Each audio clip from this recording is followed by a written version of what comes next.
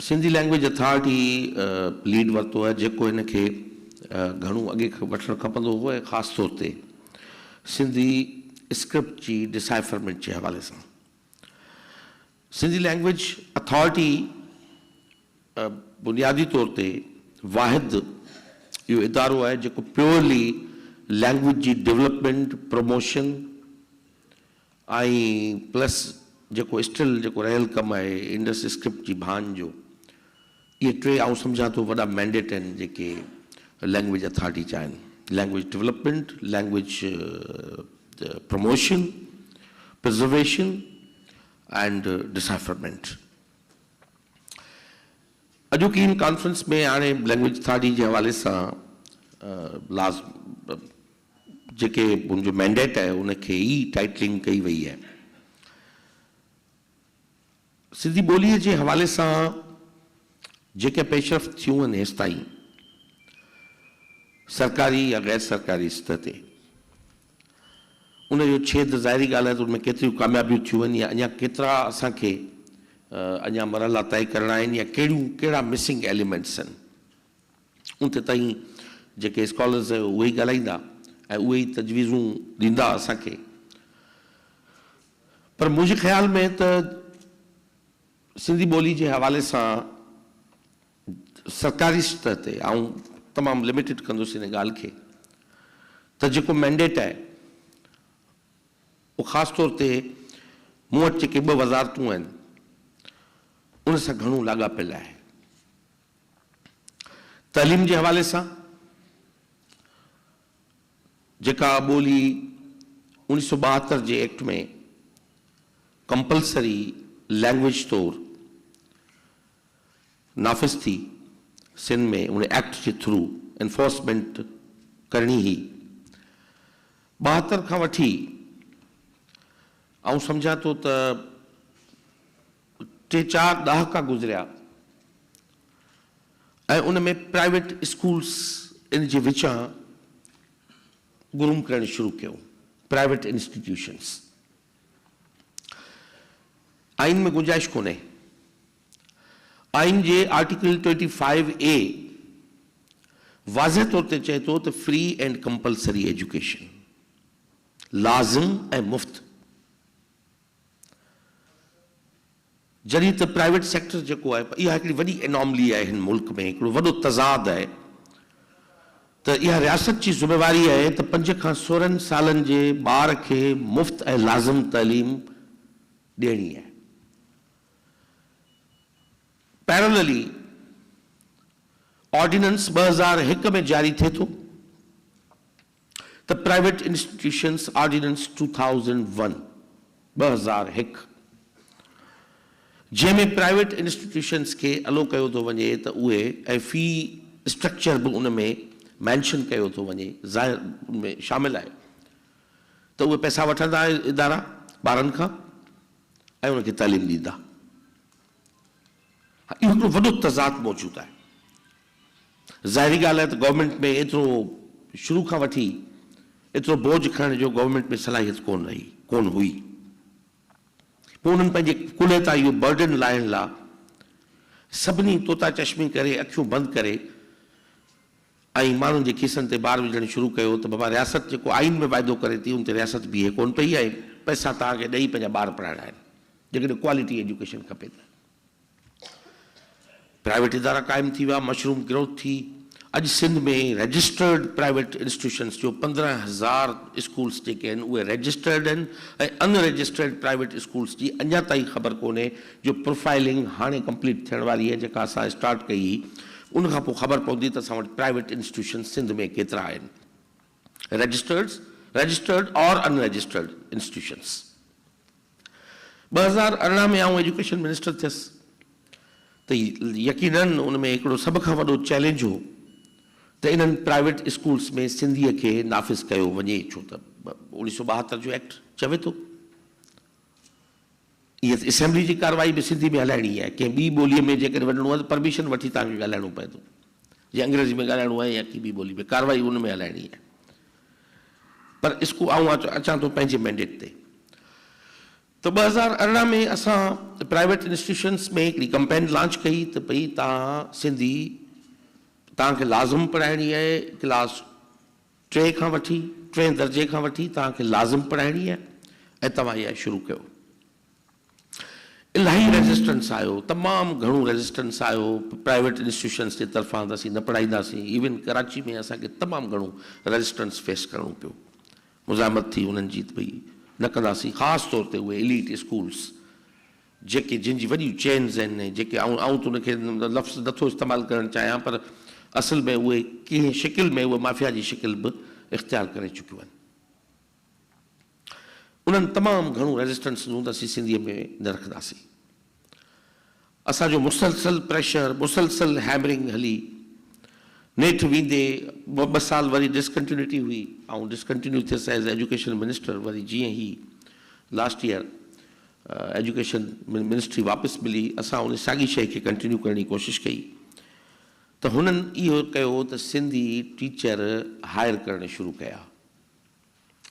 अॼु बि तव्हांखे कराची ग्रामर में सिंधी टीचर मिलंदो,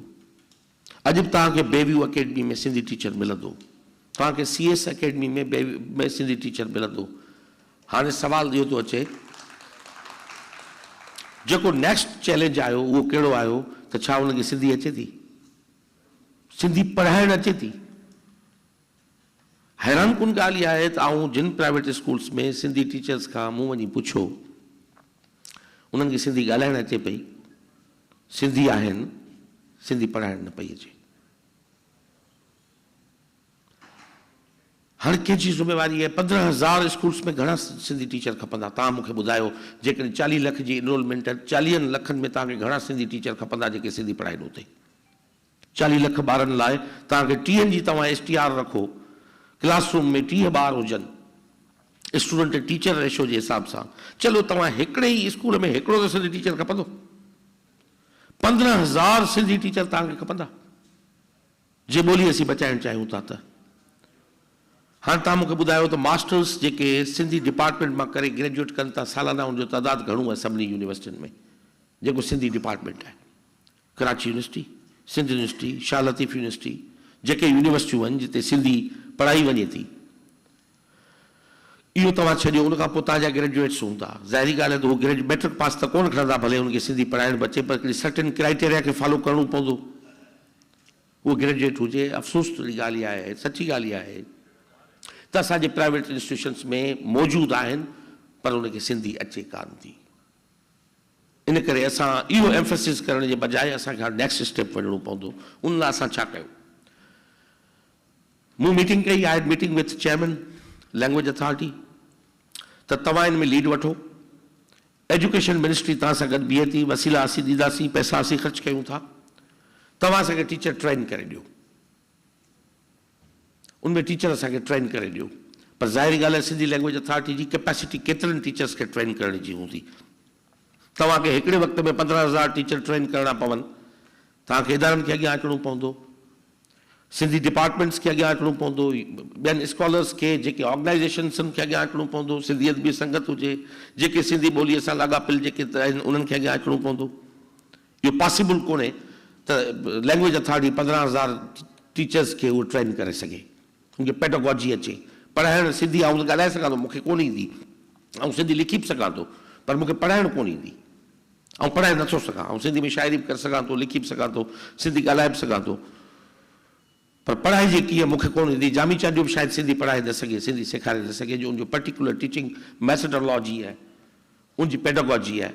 उहा करणी पवंदी। इन हवाले सां मुंहिंजी तजवीज़ इहा आहे त तव्हीं जेके बि हिते वेठा आहियो, सिंधी ॿोलीअ जा घण घुरा, सिंधी ॿोलीअ सां मोहबत कंदड़, हिकिड़ो मैकेनिज़म ड्रॉ कयो, हिकिड़ी कमेटी कॉन्स्टिट्यूट कयो जे ॿोलीअ खे बचाइणु चाहियो था। न त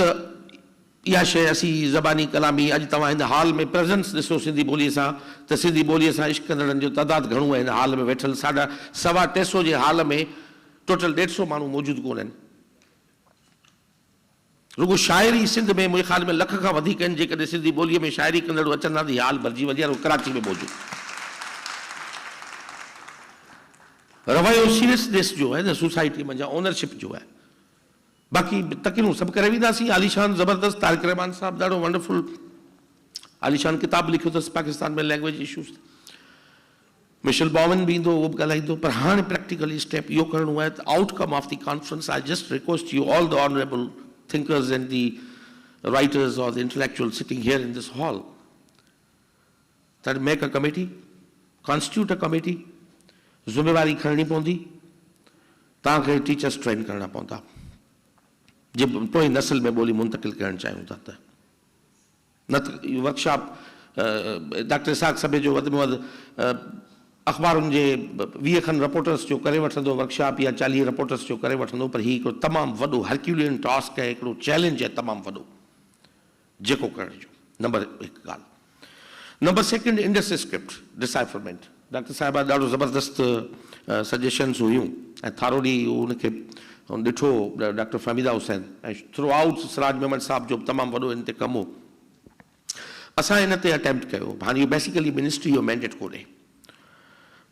इहो इदारनि जो मैंडेट आहे, लैंग्वेज अथॉरिटी जो मैंडेट आहे, यूनिवर्सिटीज़ जो कमु आहे, जेके यूनिवर्सिटियूं जेके मौजूदु आहिनि उन जा जेके डिपार्टमेंट्स आहिनि उन्हनि जो कमु आहे। रिसर्च उते थींदो आहे, कामोरा रिसर्च कोन कंदा। असां सहूलियतूं प्रोवाइड करे सघूं था, असां इदारनि खे स्ट्रेंथन करे सघूं था, कमु इदारनि खे करिणो आहे। असां हिकिड़ो वर्कशॉप पहिरियों पाकिस्तान में इंटरनेशनल पहिरियों इंडस स्क्रिप्ट जे डिसाइफरमेंट ते मोहन जे दड़े ते वर्कशॉप असां मुनक़िद कयो, कंडक्ट कयो 2018 में ग़ालिबन। उनमें सभु गॾु थिया, जेके भी मार्क केनायर बि उनमें हो, ॿिया जेके भी इंटरनेशनली जेके भी रिकग्नाइज्ड माण्हू एक्नॉलेज जेके कयो वञे थो उहो माण्हू हुते मौजूदु हुआ। हाणे हीउ कमु सिंपली हिकिड़ो प्रोविंशियल गवर्नमेंट नथी करे सघे। प्रोविंशियल गवर्नमेंट खे दुनिया न कोई यूनेस्को पुछे, we are not signatory in United Nations. असां प्रोविंशियल गवर्नमेंट सिग्नेटरी कोन्हे, इहा लीड फेडरल गवर्नमेंट खे वठणी आहे। फेडरल गवर्नमेंट जो रवैयो इहो आहे त कॾों खां वठी ॿोलियुनि खे क़ौमी ॿोली डिक्लेयर करण जो बिल जेको आहे बाउंस थो थिए, नेशनल असेंबली मां सेनेट में थो पुॼे, सेनेट मां बाउंस थो थिए, नेशनल असेंबली में थो पुॼे, उन ते स्टैंडिंग कमेटियूं ठही चुकियूं आहिनि, पर मजाल आहे जो उन ते सीरियस वठी उनखे अॻिते मूव कनि। ऐं इहो रेजिस्टेंस असांखे ॾियणो आहे, हितां खां असांखे ॾियणो आहे उन्हनि ते, जेके बि पॉलिटिशियन्स आहिनि नेशनल प्रोविंशियल असेंबली में पार्टियूं खणी वेठियूं हुजनि। I belong to People's Party इन हक़ में आहे त इहो बिल अचणु खपे। नून लीग मुखालफ़त थी करे, मज़हबी जमायतूं मुखालफ़त थियूं कनि, ज़ाहिरी ॻाल्हि आहे इहो जेॾीमहिल बिल असेंबलीअ में वेंदो त असेंबलीअ में सिंपल मेजॉरिटी पीपल्स पार्टी वटि कोन्हे जो अकेले सिर्फ़ु उते पास कराए सघे। लॉबिंग करणी पवंदी पार्टियुनि सां गॾु, ॿियनि सभिनी पार्टियुनि सां करणी पवंदी, तॾहिं असीं नेशनल लैंग्वेजिस डिक्लेयर कराए सघूं। हाणे फेडरल हेरिटेज मिनिस्ट्री पाण वटि रखियो वेठी आहे, नेशनल हेरिटेज मिनिस्ट्री क़ाइमु थियल आहे फेडरल गवर्नमेंट। मूं हुनखे ख़त लिखिया आहिनि, मूं हुन सां ॻाल्हायो आहे बार बार, यू टेक द लीड, तव्हां अॻियां अची हिन ते कमु कयो त इंडस स्क्रिप्ट जी भान थिए, ख़बर पवे त असलो को स्क्रिप्ट कहिड़ो हो, ॿोलियूं ॻाल्हायूं वञनि थियूं। असीं चऊं वेठा त ही मारवाड़ी, राजस्थानी, पंहिंजी सिराइकी, पंजाबी, हिंदको, कश्मीरी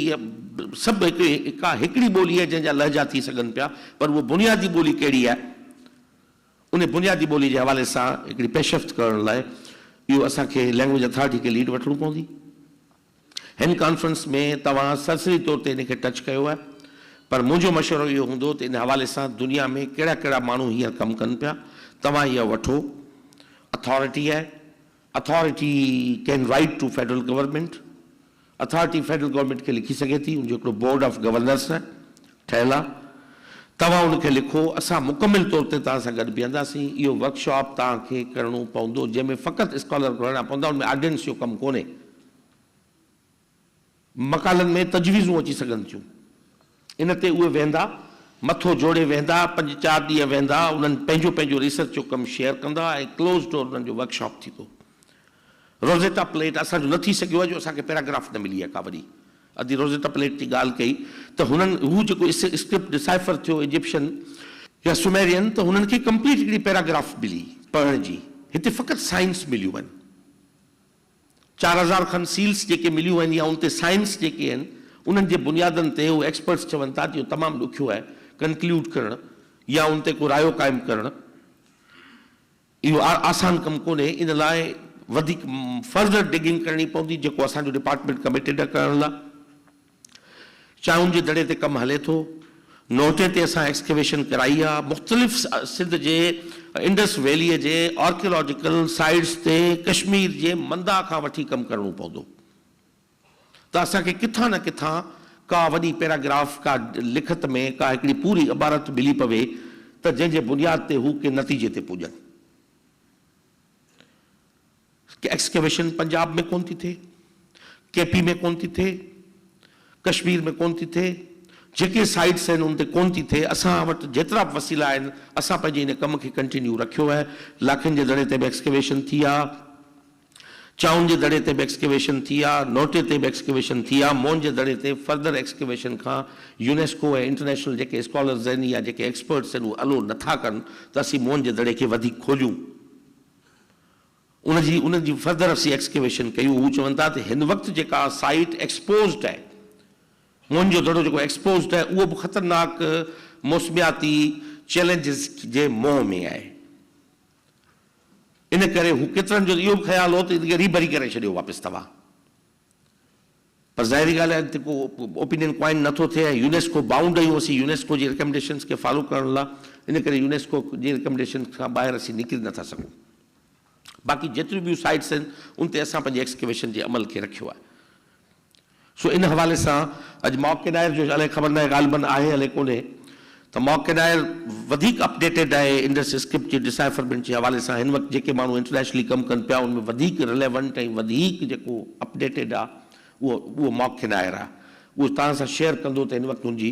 उनजो स्टेटस छा आहे पर मुंहिंजो पंहिंजो ख़्यालु इहो आहे त लैंग्वेज अथॉरिटी इनखे मुसलसल हिकिड़े थीम तौरु वठे वर्कशॉप थींदा हिकिड़ो बि कमु कोन थींदो इहा सीरीज़ ऑफ वर्कशॉप्स थींदी तव्हांखे हिते करणा पवनि या किथे इंडियन स्कॉलर नथा अची सघनि असांजे मुल्क में तव्हांखे ॿाहिरि कंहिं मुल्क में वञी उन्हनि स्कॉलर्स खे घुराए पाण में विहारणो पवंदो इहा ज़िम्मेवारी खणणी पवंदी ज़िम्मेवारी त फेडरल गवर्नमेंट जी आहे पर फेडरल गवर्नमेंट कंदी कान आई एम ट्रूली होपलेस के आऊं तव्हांखे चवां त हू फेडरल गवर्नमेंट खे इन हवाले सां उनजी सीरियसनेस कोन्हे इहो असांखे पंहिंजे बलबूते ते इहो कमु करिणो आहे ईअं त वीचारो ओड बि वेठो आहे अता बंबरे साहिब बि स्क्रिप्ट पढ़णु उन किताब लिखियो पूरो स्क्रिप्ट ते त मूं स्क्रिप्ट डिसाइफर करे छॾियो आहे ईअं हिकिड़ो ओड मिलियो हुते शायदि तव्हांखे मिलियो हूंदो जेको हुते वेठो आहे मोन जे दड़े जे पासे खां ॻोठु अथसि उहो हिकिड़ी बंदी हथ में अथसि उहो खयो घुमंदो थो वते चए थो मूं ॿोली पढ़ी छॾी आहे मुंहिंजी ॿुधे केरु कोन थो वी नेवर नो दैट के हू थी सघे थो असीं कीअं था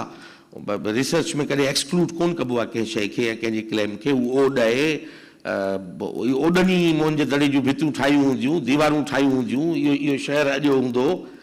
ऐं अॼु बि हू चवे थो त बाबा इहे जेके असां जानवरनि में माल ते जेको माल जी पिंडीअ ते जेके निशान हणंदा आहियूं एग्ज़ैक्टली उहे सील्स आहिनि जेके निशान आहिनि जेके सील्स तां मिलिया आहिनि हू चए थो त असीं उनखे पंहिंजी ॿोली में छा चवंदा आहियूं उनखे बि ॿुधणु खपे उनजी ॻाल्हि खे ॿुधणु खपे ख़ातिर में रखणु खपे पर इनखे मुसलसल खणी हलणो पवंदो ऐं कंक्लूड हिते करियां थो त हिकिड़ो त सिंध में एजुकेशन जे हवाले सां ऐं स्कूल्स में सिंधीअ खे राइज करण लाइ तव्हांखे जेके मूं गुज़ारिशूं रखियूं इन में मदद तव्हांखे करणी पवंदी ऐं अकेले सिर ते दावा करे वञा त न असीं सिंधी नाफ़िज़ करे वेंदासीं बाबा सिंधी नाफ़िज़ करे वेंदासीं 15,000 टीचर बि रखाए वेंदासीं पर टीचरनि खे उस्ताद खे पढ़ाइण ई न ईंदो त सिंधी किथां बचंदी उनखे केरु ट्रेन कंदो इन लाइ तव्हांखे हिकिड़ी कॉन्फ्रेंस जे एंड में आऊं डॉक्टर समेद साहब खे गुज़ारिश कंदुसि त इन हवाले सां हिकिड़ी कमेटी